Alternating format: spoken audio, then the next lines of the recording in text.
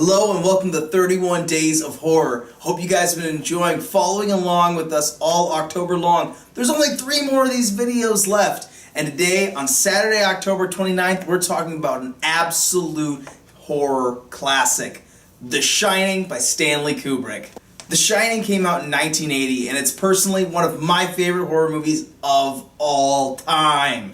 It's one of my favorite films of all time, too. I mean, I love The Shining so much. It's one of my favorite horror films, one of my favorite flat-out movies of all time. The Shining is a story of a family who is tasked with watching the Overlook Hotel over the winter.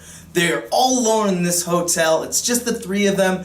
And at first it's so much fun. They get to sprawl around, have fun, and the kid rides around on his big wheel.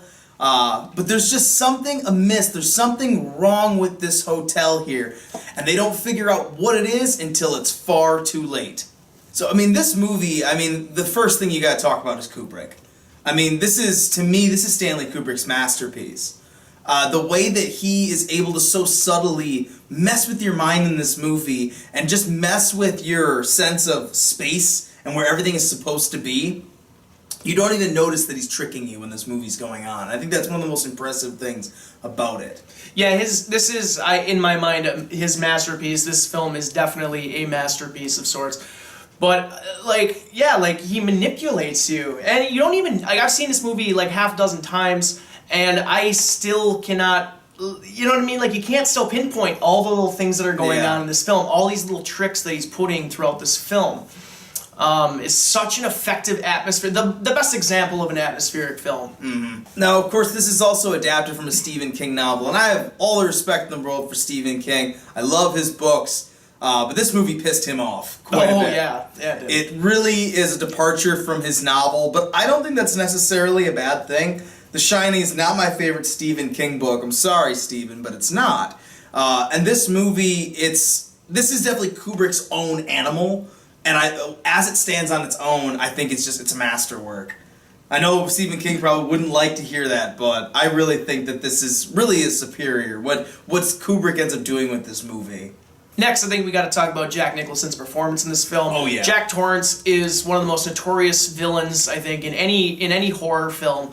Well, also kind of an everyday guy who just all of a sudden gets starts getting manipulated by the hotel itself. The hotel in this movie is also a villain, and you don't really know why, and that's Stanley Kubrick, and that's what's so amazing about Stanley Kubrick and what's so amazing about this film. And some of the subtler and smaller things that go on in this film too are really amazing, like the red drum. The first time, maybe if you're watching this as an adult, you'd catch that, but the first time I watched this, I didn't really catch on to it until it's revealed in the mirror that it's murder spelled backward, and my skin literally crawled away from me, when I saw that. This movie gives me the EBGBs, by far and away, more than any other movie I've ever watched. Yeah, this is definitely a movie I feel like I could watch it at any time. It's such an iconic performance by Jack Nicholson, watching his descent into madness. He is this everyday guy at the beginning of it, and then just kind of progressively starts turning into this axe-wielding psychopath. Like I said, it's a career-making performance by him. Everyone knows the line, "Here's Johnny!" No work and no play makes Jack a dull boy. That's a scary part of the film too. When when Shelley Duvall's character sees that he's been typing the same line over and over and over again. The scene where in the trailer where the blood comes pouring through the elevator doors and just fills, that actually took a year to film. That's crazy. And he got away with it because the MPAA didn't know it was blood. They were he was "Oh no, that's rusty water." And it's it's an example of a rule that was bent a little bit or a lie just to the MPAA rating system to get something like that passed. But I think that's a fun little fact, and the fact that it took a year to get the perfect swirl. That's just Stanley Kubrick's.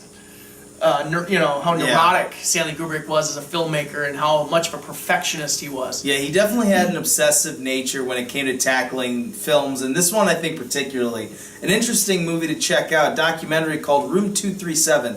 Now, I don't think that every theory in this movie holds complete water, but there are definitely things that you see in this movie where you see these very purposeful things that Kubrick did, and the amount of time he put into this, and we talk about the messed up geography in there, and they really show how that works. And I think that it's something that these can't be mistakes. A lot of these things have to be personal choices by Stanley Kubrick. So that's a very interesting documentary to check out. Like I said, not all their theories hold water, but there's a lot of interesting stuff in there that I think really does. I think it is definitely a must-watch for any Stanley Kubrick fan or any fan of The Shining. Definitely check out Room 237. So that's been our short review today of The Shining. We could obviously talk about this movie forever. So guys, like and subscribe here on YouTube. Comment down below on what you think of The Shining, and we'll talk to you guys some more about it. You can also follow us at BacktoFeature on Twitter. We'll talk about The Shining and other movies like it with you guys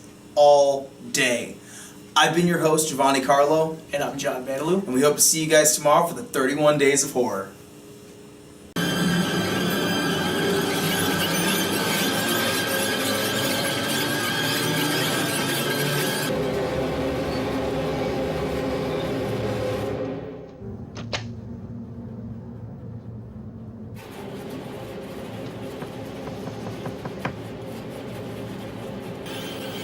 Then I'll huff, and I'll puff, and I'll blow your house in.